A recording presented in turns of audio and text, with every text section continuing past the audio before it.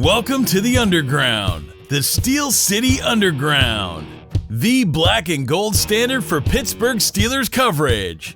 Now, here are your hosts, Joe Kuzma and Brian E. Roach. Hello, everyone, and welcome to another edition of the Steel City Underground podcast. My name is Joe Kuzma, and I'm joined by my colleague, my cohort, and my partner in crime, as I like to call him, my brother from another mother, the host who doesn't like toast and can't eat any other kind of bread at this juncture in time, Mr. Brian E. Roach. Brian, I know I'm not Joe Rutter from Trip Live, but, we're collecting too many Joes around here now, like we have too many mics, but how are you? I'm just dandy. We have way too many mics. You know that? I think we're up to 3 or 4 or something. We may have lost one somewhere along the line. I don't know. But anyways, yeah, I mean, I don't know, man. How was it having a different Joe in the broadcast booth, so to speak? Well, this is no respect to Mr. Reuter, but, Joe was fantastic. He was a great guest. But how can anyone replace my brother from another mother? Oh, that warms the cockles, man. Hey, you know what else? That's gross. Don't say that. This is a family show. I thought it was. I think that's appropriate. I don't know, but anyways, we have other things that get us going, so to speak. I guess football. Hey, man, it's right around the corner. We're finally going to get to see a game, and the Steelers are basically set up by our good friend Roger Goodell and the matchmakers that be in the NFL for failure. They ship them over to Foxboro to present rings and raise banners and give Chris Collinsworth all of his jimmies and everything like that on Sunday Night Football. They got to go play the Patriots, and I don't know what to think about this game. I'm going to tell you why I don't know what to think. I was already thinking this before I was thinking this. It's week 1 of the NFL. What do we always say? Week 1, week 2, even like week 3, some of the most garbage football you're going to watch is going to be on display. And that couldn't be any more evident than what we saw on Thursday Night Football with this big matchup, the NFL 100, the oldest rivalry, Green Bay Packers, Chicago Bears, and it was 10-3, and like almost 20 punts in the game, and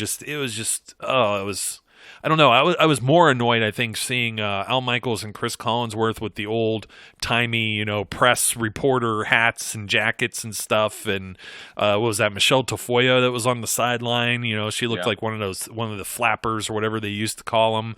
I don't know. I guess that's what it was. Roaring 20s type style stuff. And, I mean, they had what's her name? The older lady. It's like she's like 100 years old.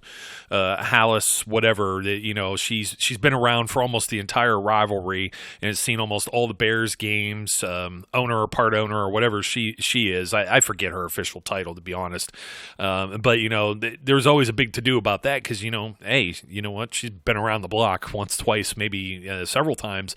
Betty White's out there, and the thing that was annoying me the most was heading into this, all these things they were talking up. Did you happen to pick out like a line that was like completely scripted with this? It was like, football's better now than ever before.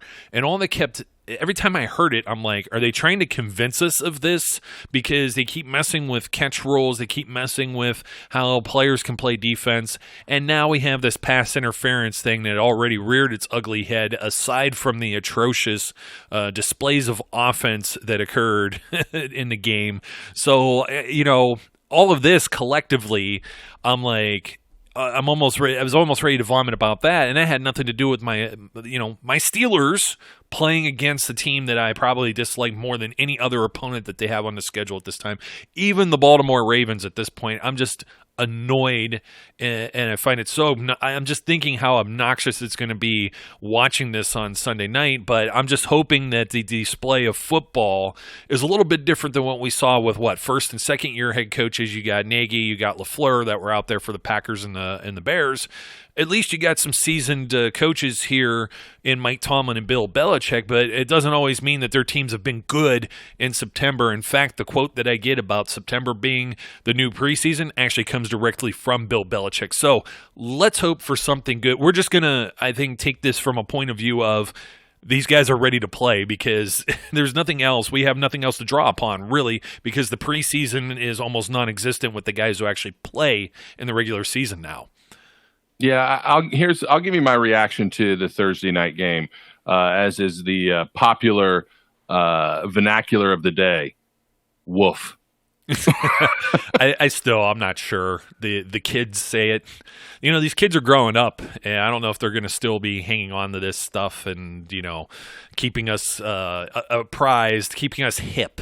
I guess, man, they'd be looking at us like, man, that old guy, just stay away. Like, drop me off at school around the corner. Well, Zacadonia's out there doing his best to keep us up on the lingo and the trends of the day, even though, sometimes his takes are a little wackadoodle.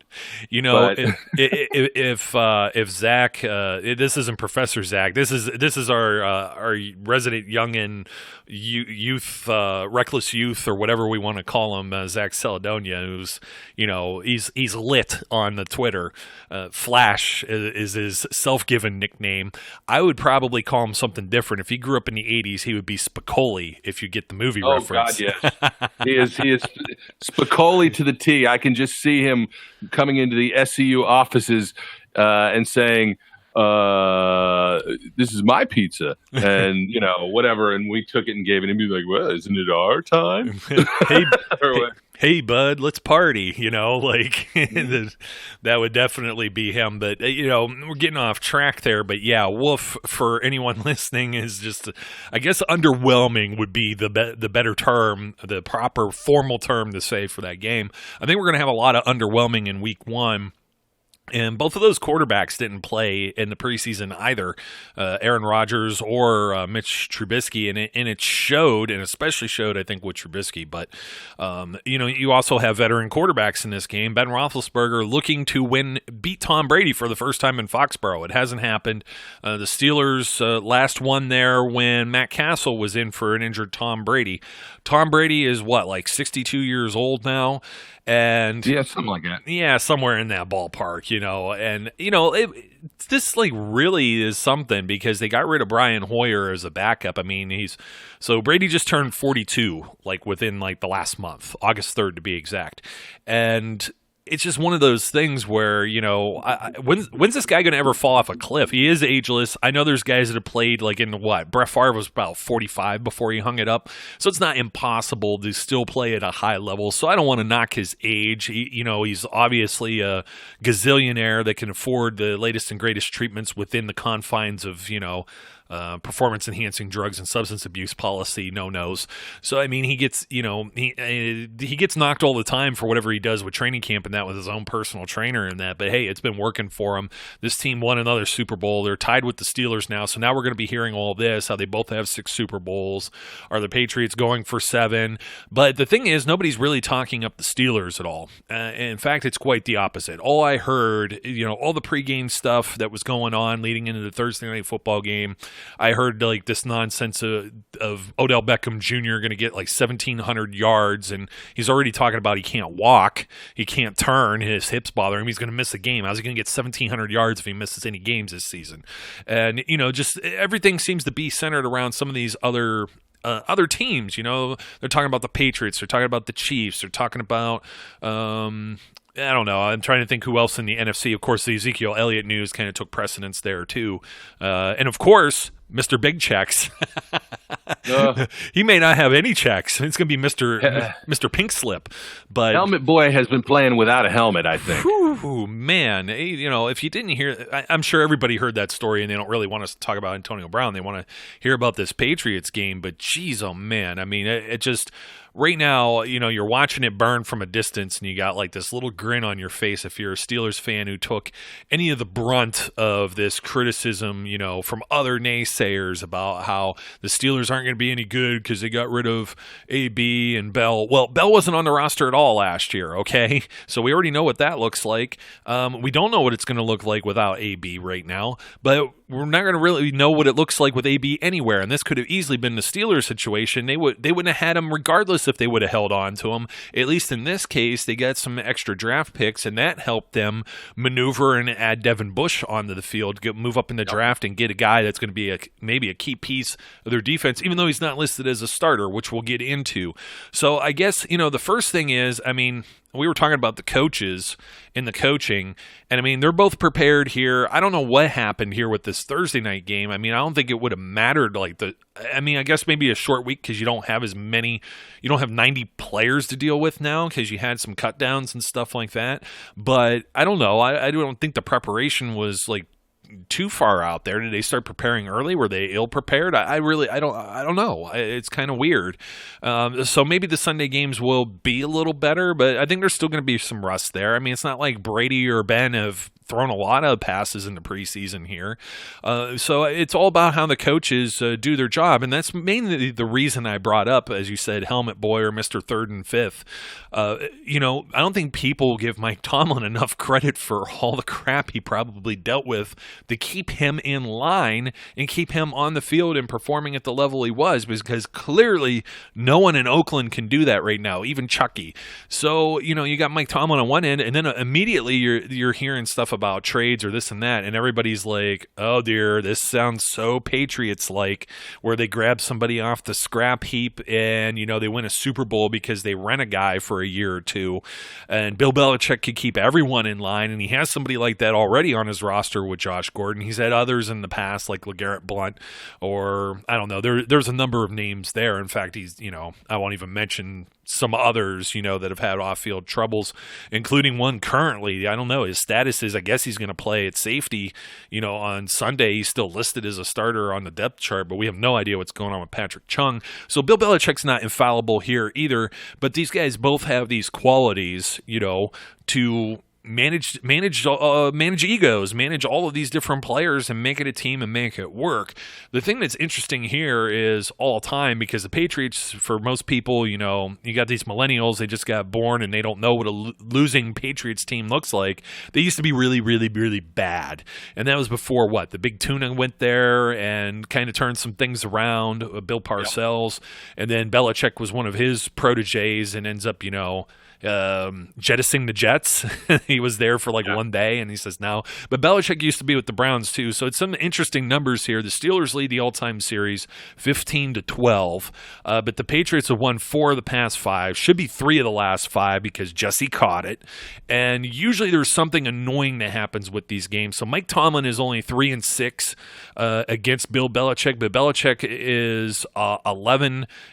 Or I should say, not 3-6 against Belichick, but 3-6 against the Patriots, because he's only faced Belichick. Belichick, on the other hand, through his tenure of playing or coaching the Cleveland Browns and the New England Patriots, is only 11-11 against the Steelers and even 500. But he's had the most lot of success as of late. So I just look at that with the head coaches, and I think that's a good storyline going in. I think they're going to have these guys prepared. I think these teams, in many ways, they're very, very similar, and they're 2 of the winningest programs, not only in the AFC, but the entire NFL over the last decade, almost 2 decades now. Yeah, I don't expect. Look, I don't know. Here's when you look at the last few preseasons or seasons period. At the beginning of the season, most teams are notoriously slow to start. The Patriots got off to a slow start last year. People were writing them off. They end up winning the Super Bowl. They got off to a slow start the year before. The Steelers, while they have had decent winning percentages in the beginning of the season, we all know, we complain that they don't look sharp, they don't look together. But there's a difference, and I'll tell you what it was. When we watched that third preseason game, the Steelers defense just absolutely abused the Titans. Mm-hmm. And that was the starting Titans group. It was a man against boys kind of feeling. And the difference between this Steelers unit and the Steelers units that we've seen, I think, is going to be on that side of the ball.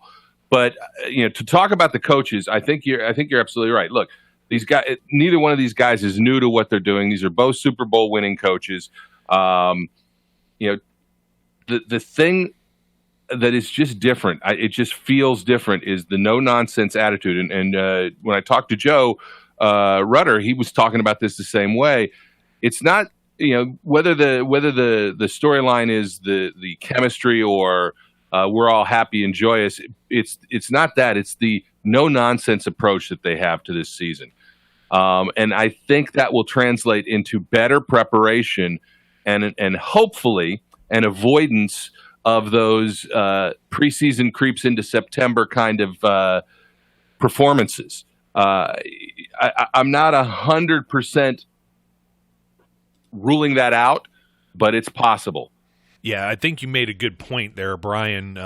Maybe the best place to start here, we're talking about, Brady and Ben and all these things, but let's talk about, the Patriots offense up against the Steelers defense.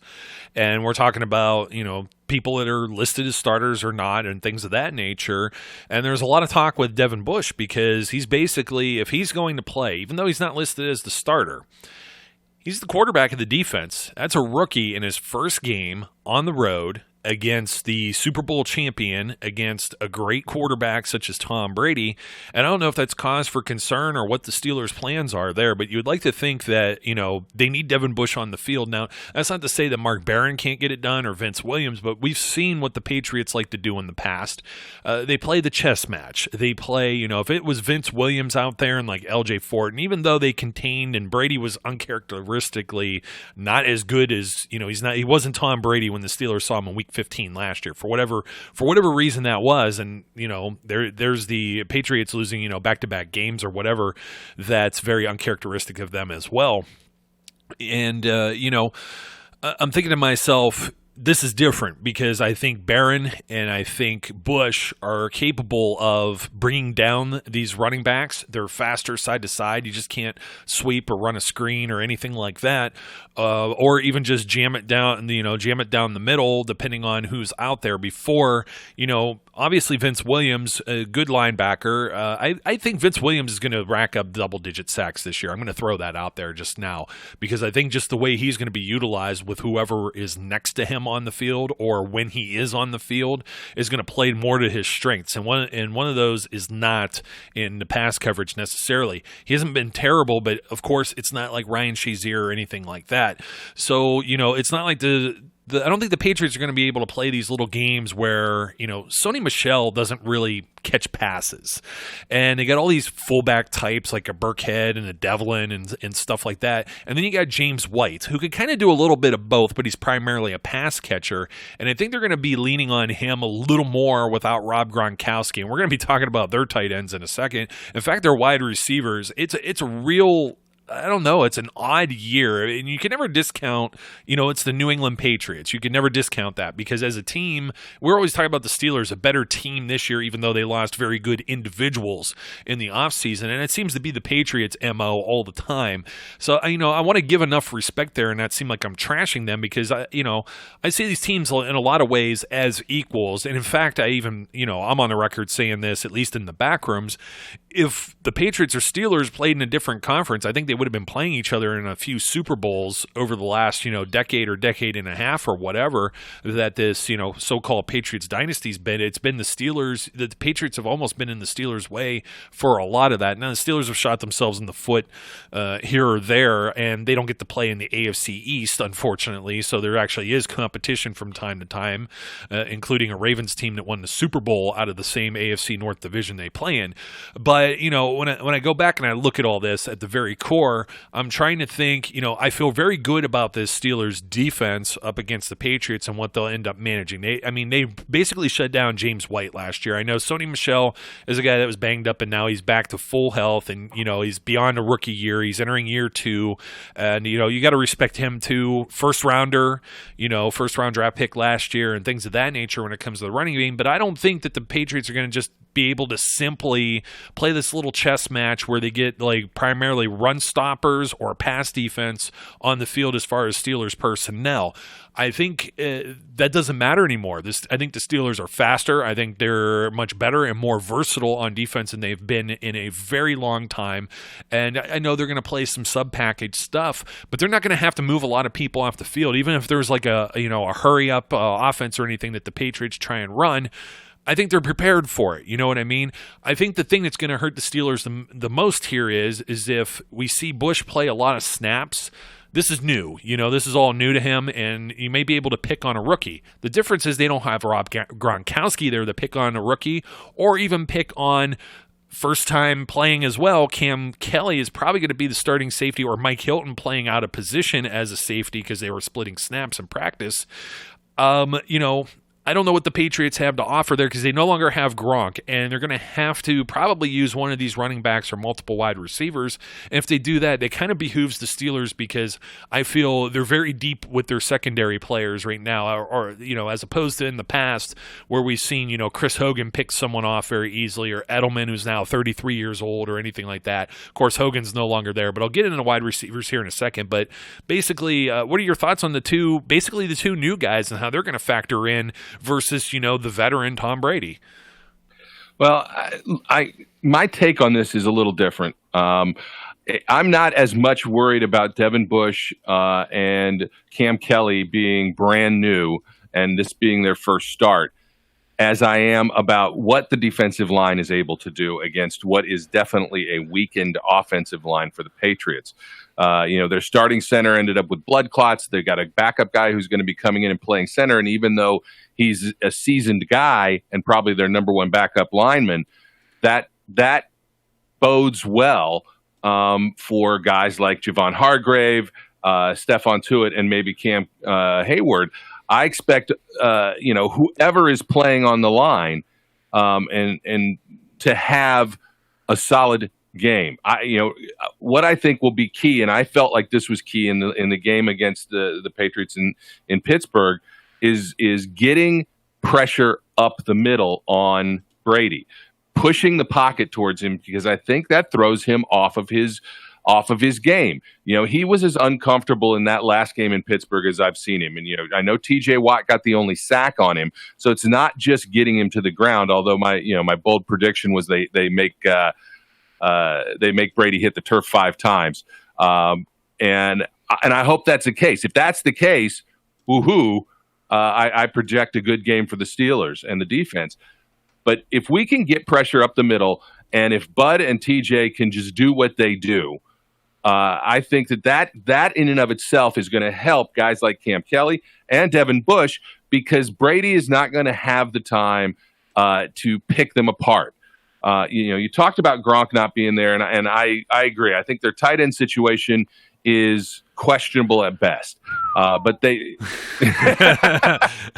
and the offensive line too, man. Go ahead with the tight ends. I think you're going to mention what I was just popping into my brain real quick. Not to interrupt you, Brian. Sorry, but I'd like to think we're simpatico like that, but I'm not positive that I'm going to. Usually the tight ends are there to help block, because the offensive line, they just traded for 3 offensive linemen. A team doesn't do that unless you have injuries or severe problems, and then you also have a guy in Isaiah Wynn playing left tackle that missed all of last year as well. So he's a second-year player, but he missed his whole first year.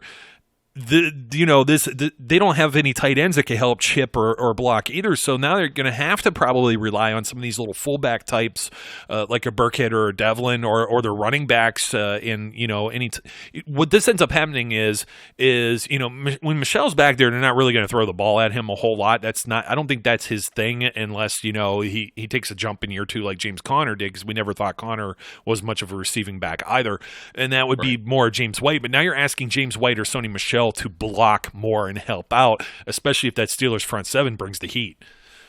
Yeah, and I will say this about Isaiah Wynn. He was a first rounder that the Patriots picked up with the 23rd pick 2 years ago. So it's not that he doesn't have a pedigree, but he hasn't got experience. And, he's going to be going against Bud. I would expect Bud to be able to exploit that a time or two. And you're absolutely right. It means, with the tight end situation that they have, they are going to be relying, I believe, heavily on the running game and the running backs when they do decide to pass. So if that's how this game plays out, I think that's an edge for the Steelers, because I just feel like this defense, especially the guys along the front, are set to have another maybe even record-breaking type year as far as franchise records for sacks and things go. I expect them to be among the league leaders in sacks again. I expect both T.J. Watt and Bud Dupree to have solid, if not explosive seasons. I expect Stephon Tuitt to finally start to fulfill the promise because he's not, lingering with nagging injuries that seem to have slowed him down in seasons past. This unit and then you talked about Vince Williams. Throw Vince Williams in there, and I see a lot of potential here.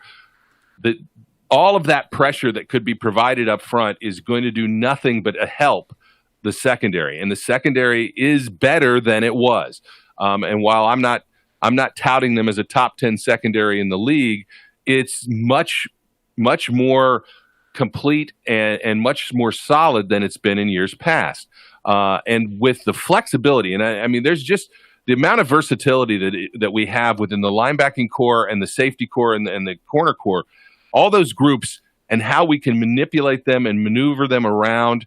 The defense, I think, is going to be the difference in this game. And if look, Belichick said, well, we couldn't score against them last year, so we have to figure that out. That's a classic Belichick, too. Yeah, it is. I'm sure that they will. They're going to figure out ways to try and exploit what they saw last season. But guess what? This isn't that team again. There are differences now. There is so much speed on this unit. And that, I think that bodes well from their ability to guard the corners in the run game so that somebody's not getting around the corner to rush the passer. But I also think it helps them in what had been a weakness against the Patriots prior, which is guarding slot receivers. They've got more speed to try and keep up with the Patriots core of fast white guys.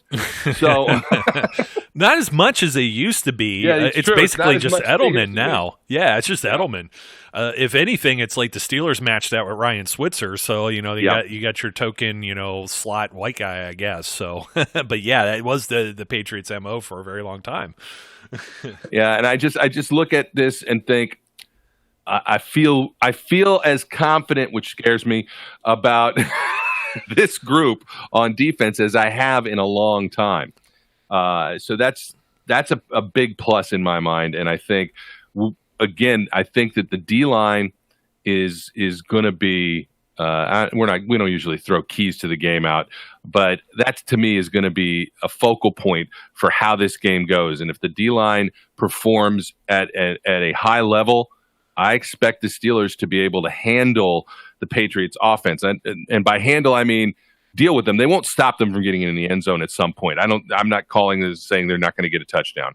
But I think that they can keep their scoring within reasonable limits. Yeah, and I think that was David Andrews that went on the shelf there on IR, as well as one of my guys I was always pulling for, the guy.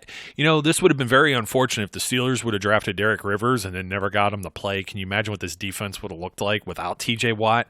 I mean, that was something that we were all – it was almost like the Chase Winovich thing, which, of course, he goes to the Patriots, so we'll be talking about him too.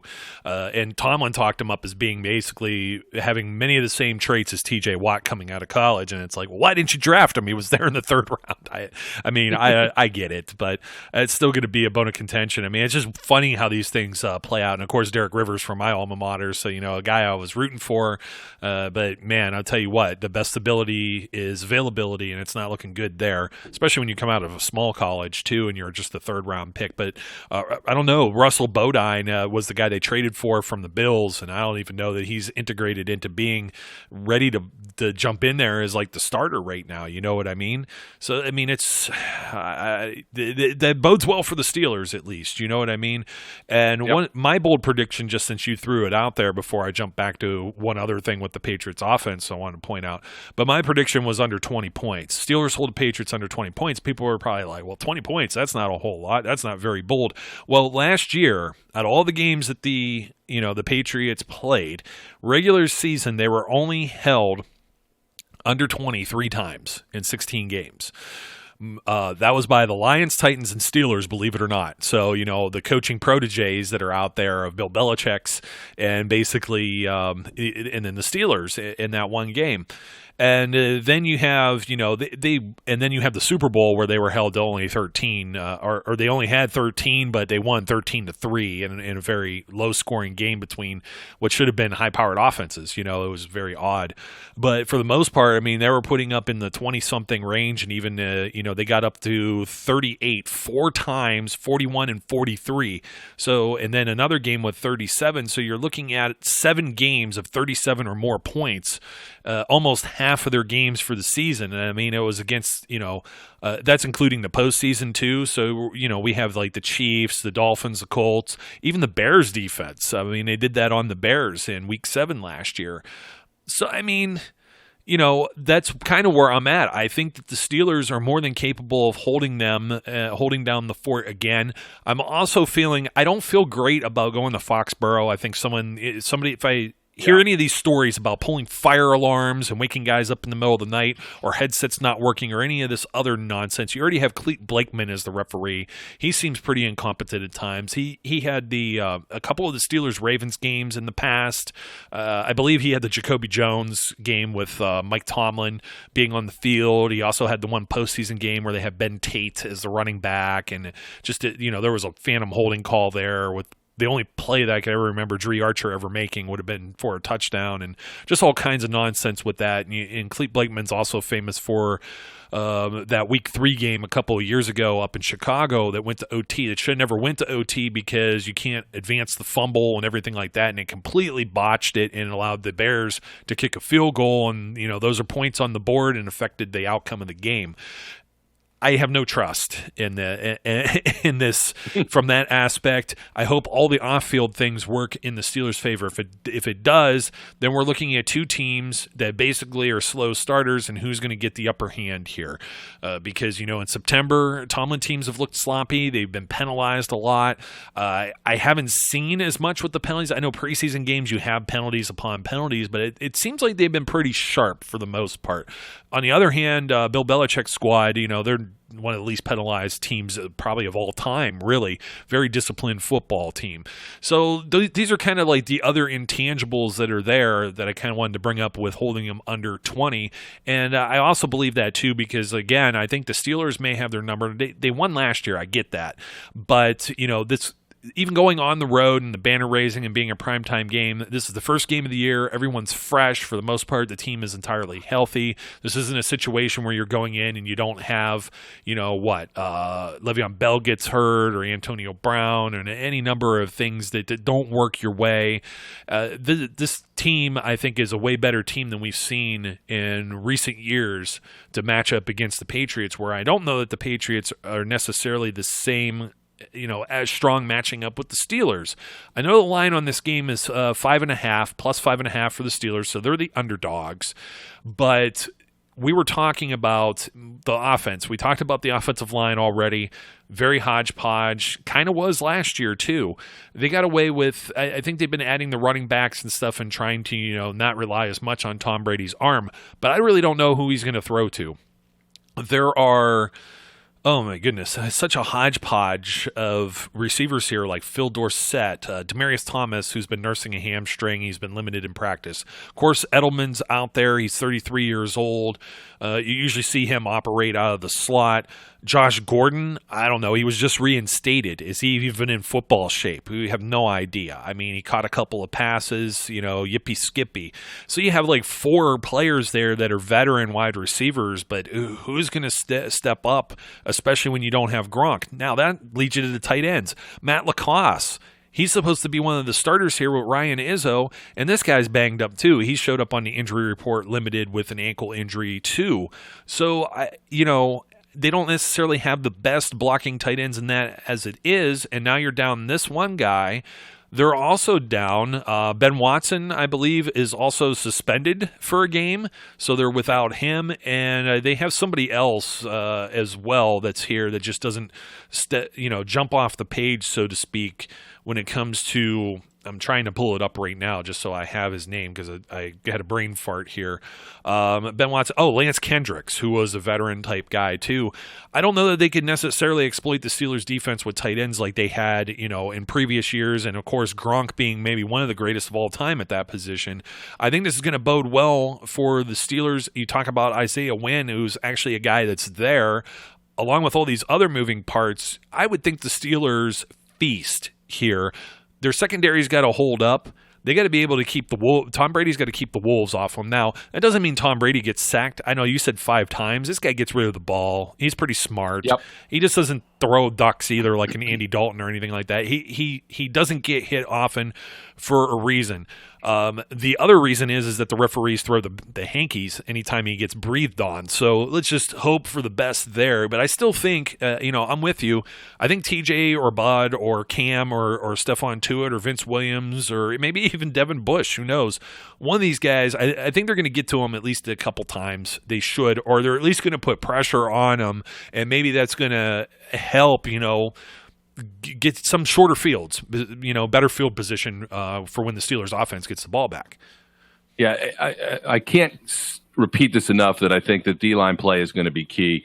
And if we see Brady with time, then we're in trouble. It's really that simple, because I do think they're going to try and focus on the running game. So if the Steelers can stop the run game, that means they're going to have to throw the ball. And when they get in those situations, it's going to be critical for the D-line to get pressure on him. Again, as you said, while my bold prediction was 5 sacks, I'm not.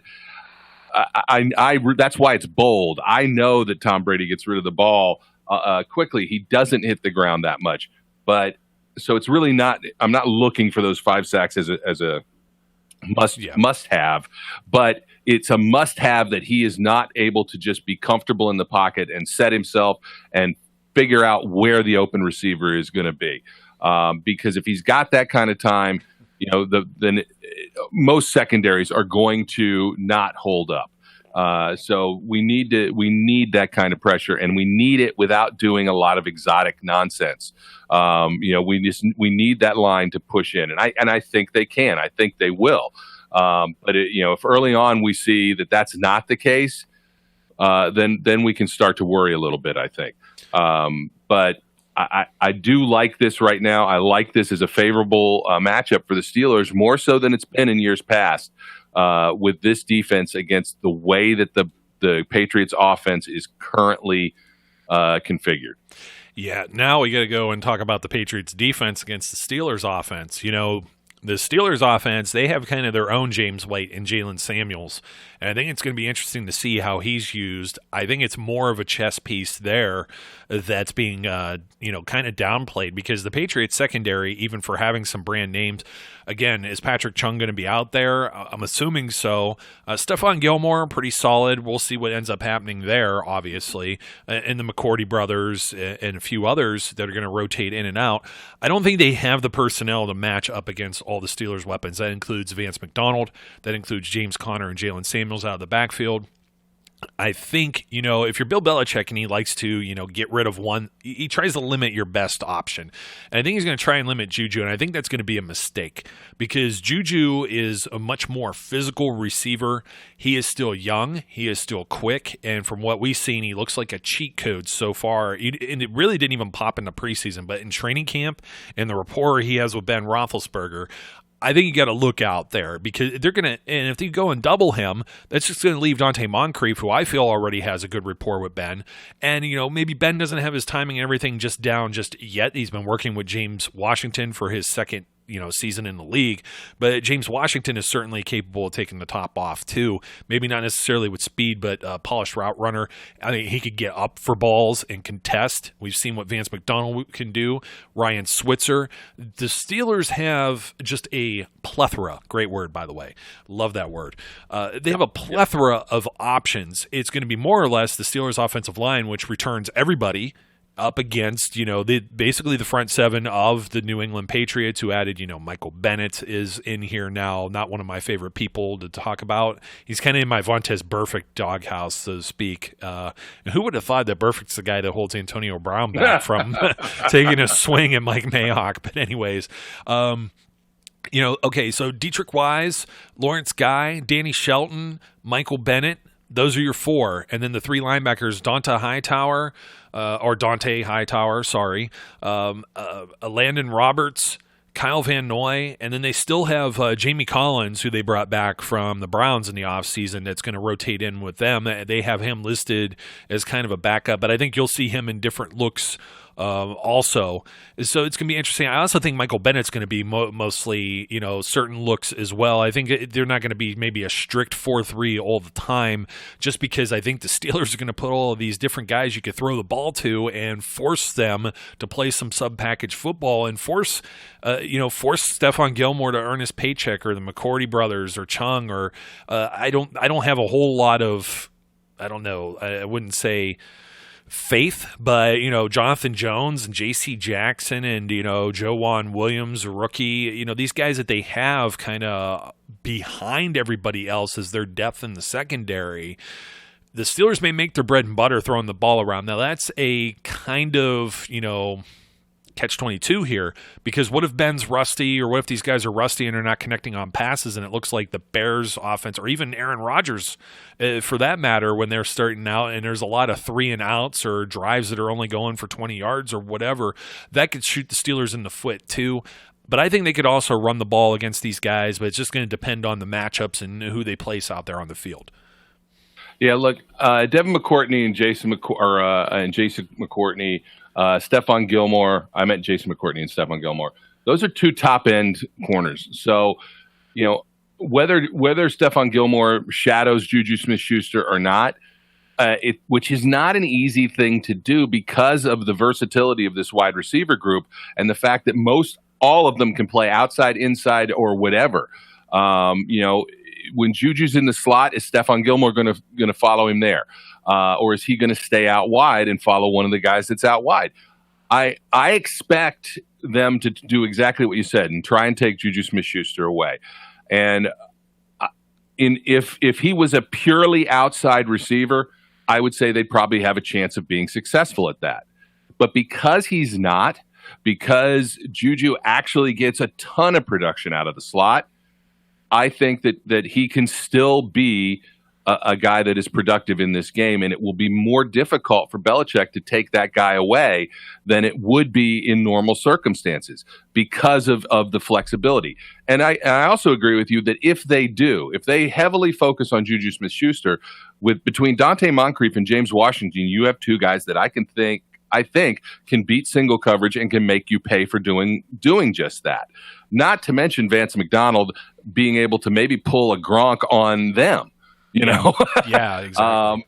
And make that kind of a flip of the scenario. In fact, that's kind of the way I look at this, because Ben is no longer the guy that tries to extend plays all the time. He'll do it when he has to, but Ben likes to get rid of the ball quickly now.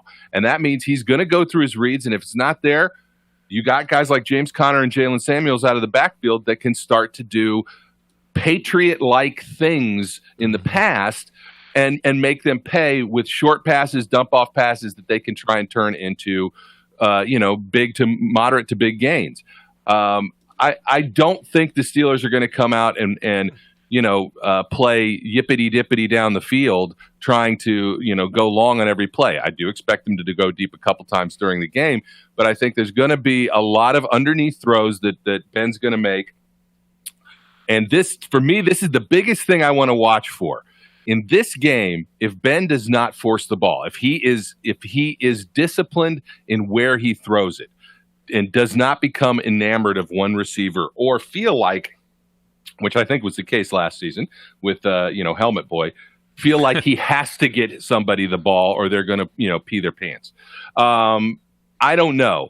I hope and I expect Ben to be much more willing to take whoever's open, and there will be guys open. So the offense, and I'm not downplaying the Patriots defense. I think the Patriots could have a top 10 defense this season, and maybe even a top 5 defense this season. They've got the pieces to do it if they can get what they can get out of guys like you said, like Danny Shelton and Michael Bennett. If they can get stuff out of those guys that are now getting a little bit longer in the tooth and get production, man, they could have a solid defense. It'll be interesting to see how much we see, or if we see Chase Winovich. I think he will probably rotate in with Wise, and what he can contribute. But I think that Steelers' offensive line, which I think is a top offensive line in the league, if not the top, one of the top 3, and is much. I mean, you're talking about guys who have, other than and really, I was going to say other than at right tackle because Gilbert's gone, but to be honest, the guy whoever's going to start at right tackle, which I think is going to be Filer. Yeah.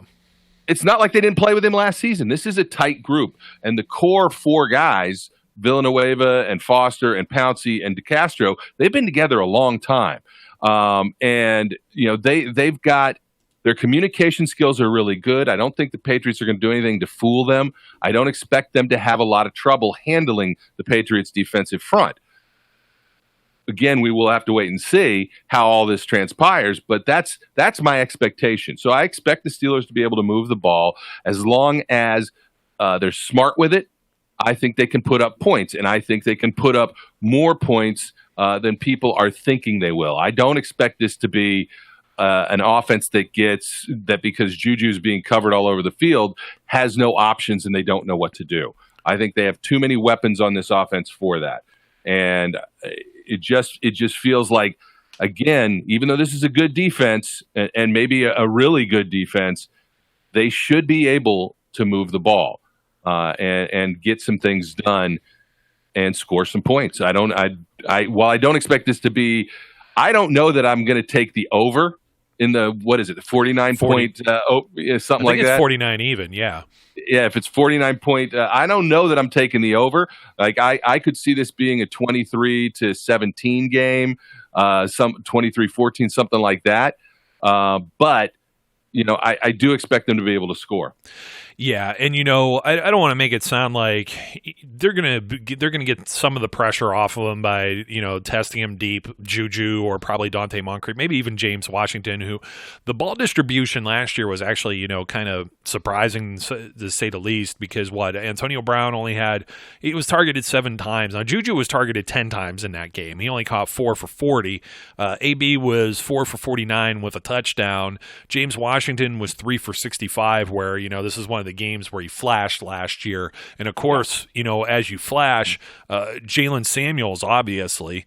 Jalen Samuels had the big game, 19 carries for 142 yards. So they could definitely pound the rock. I don't know much of a difference, having guys like, I don't know if they're going to use Bennett or Winovich or any of those guys situational, or they'll be out there try and stop the run or whatever, Danny Shelton, things of that, because they had Adrian Claiborne and Trey Flowers last year. And I think Trey Flowers is probably, on a higher level than maybe, some of these other guys that are still there. Yeah. But, it's still the Patriots. They're still going to scheme and do their things. I know they feel embarrassed that the Steelers were able to just shove it down their throat with a guy essentially playing his second NFL game, his second NFL start last year with Samuels, and Connor's a better back. But Ben still threw the ball 34 times. The thing it was a lot of chunks. You know what I mean? He only threw for 235 yards. He still got picked twice. He had 2 TDs. They only brought him down twice, so the protection was definitely there. So as long as Ben has time, these little chunk plays here or there, and of course some of that too is Randy Fichtner's philosophy of we view a short pass as a run. That's the way he operates in a lot of this. And with Samuels I really don't know what they're going to do with Samuels, but I have to think they do something with them. And I think this is one of the games that really, they're like, whoa, we have something here. We need to work with this offseason. I think that's kind of what they had. And of course, James Conner didn't play in last year's game. I don't think they're just going to be able to take Juju away. Now, Juju moving into the slot, we saw them, double cover AB out of the slot, but then they couldn't cover Juju. And I think that's going to be one of their thoughts thought process is here is who else? Just the same way we're talking about the Patriots wide receivers, who steps up there? Well, in the Steelers' case, I think they have more than plenty there. We may even see Deontay Johnson out there for a few snaps too. I mean, it's just they have just so much that they could throw out on the field, so many different looks. Really the only thing they can't do a whole lot of is maybe two tight end. And even in that situation, Xavier Grimble could leak out. He could just do like a quick little he just run 5 yards and turn around, and the ball could be right there for him. You know what I mean? And if you put Samuels or McDonald on one of these linebackers too, he might make them look silly. So these mismatches, I think, are going to be pretty interesting to see. This is going to be a very fun game, I think. Hopefully it's fun for the right reasons and not the wrong reasons. Hopefully I'm not yelling at the clouds like you about the officiating and things of that nature, or Skycam. Please don't bring that back. NBC, man, you never know. But I mean, these are things we're looking for.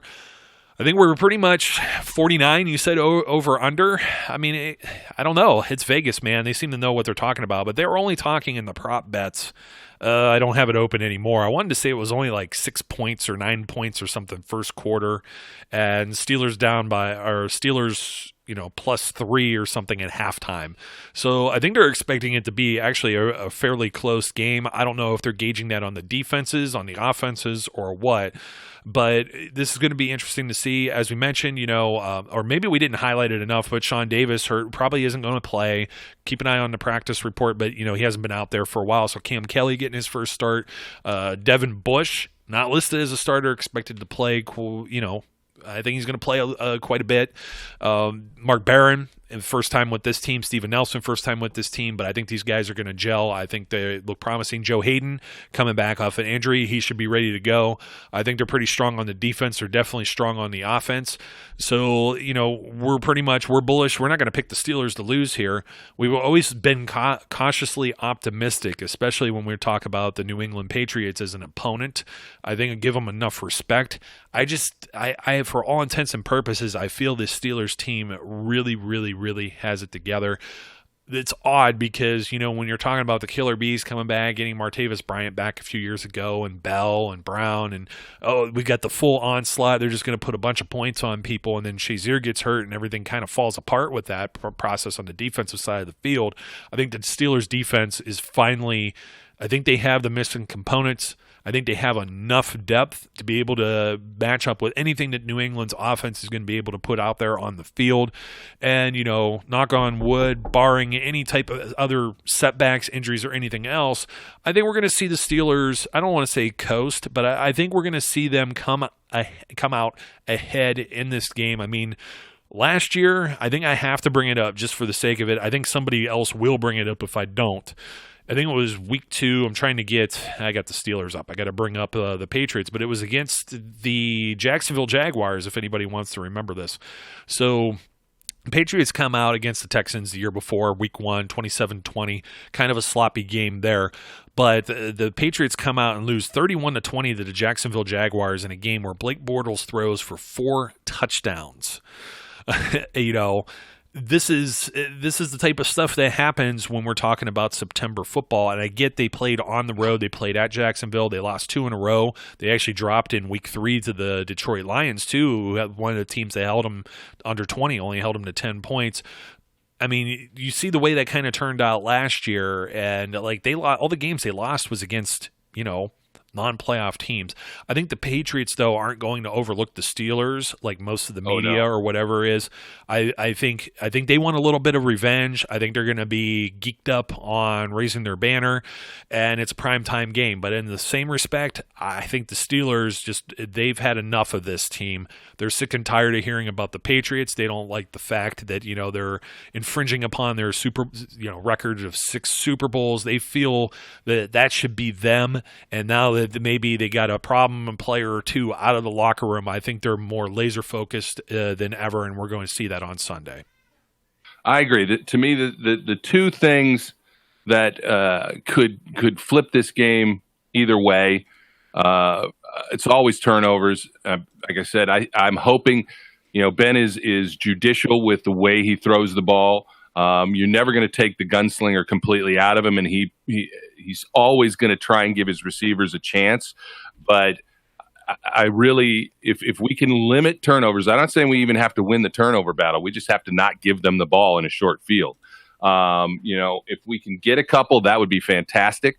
But turnovers could flip this. And then outside of that, I'll be honest with you. I despite what the national media says, despite all the hype that's on everybody else, and despite the fact that it's in Foxboro, I think the Steelers have a stronger team right now.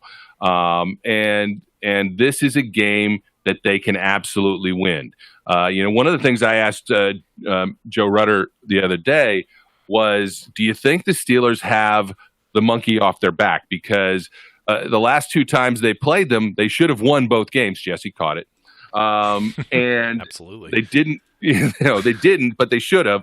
And does that help? Even though they were both in Pittsburgh, does that help their mentality? And he said, yeah, I think in a lot of ways it does. But there is still some nastiness with just going to Foxboro because they have not beaten Tom Brady there ever, and they haven't really won there in quite a while. I still think that if they can ignore that, which this team seems very good at this point in trying to shut out the noise, and just focus on what they've got to do. I think James Conner, I think is a difference maker potentially in this game because he wasn't there last time around. And while Jalen Samuels had a great game, James Conner is a different kind of runner, and they have to be prepared for that as well. The Steelers I think are really well balanced and really well prepared to take this game as long as we don't get a September football performance out of them. The only other guy you got to be careful about for a September football performance, Brian, all eyes on Chris Boswell. That's the only guy we hadn't talked about. So I know, but he's not. No, I'm all in on Chris Boswell right now. I am too. No, the Wizard of Boz is back. He's money. And so, no, there will be no – stop jinxing it. No. Yeah, I'm not trying to jinx it. I got to throw it out there because somebody, of course, will be like, well, you didn't mention anything about Boswell. And I don't think this will be the Josh Scobie thing up in Foxboro where he misses 2 field goals and really, puts them 6 feet under as far as any attempt to win that game. But, hey, we're up against it. Thanks for joining me once again, my friend. Absolutely. I look forward to a joyous celebration. Oh, we didn't give scores. You going to give a score? I don't ever give scores, but I could see the Steelers in the 28-30 range, and I already said the Patriots are going to be under 10, but that doesn't mean they won't get, somewhere between 15 to 20 possibly. I mean, there's just going to be those little quirks. I think they'll find something with the defense, maybe even early on, even game script or things of that nature in the first half where they'll be able to exploit a mistake or something here or there. So it's not like they're going to be held. I don't expect them to be held to 10. I just expect them to come out on the shorter end to 20. If I had to do anything, I don't know. Is it proper to say maybe 31 or 28 to 17? You're close. I was going to say 27-17. I think that the Steelers come out on top. So I'm quite content with that. And I look forward to a joyous after-game celebration when we do the post-game. I sure hope so, or else there's going to be a lot of hate mail. And we're going to, we shall see how that all plays out. We're definitely looking forward to it. We'll be back to everyone. I don't know if we'll do a late night or you'll at least see it on Monday morning at some point, the post game for this show. So don't forget to like, comment, and subscribe. And until next time, my name's Joe. His name's Brian. We encourage all of our listeners to be safe, be good, and we will catch you later. We would like to thank you for listening and remind our listeners to follow us on social media and our website, www.steelcityunderground.com.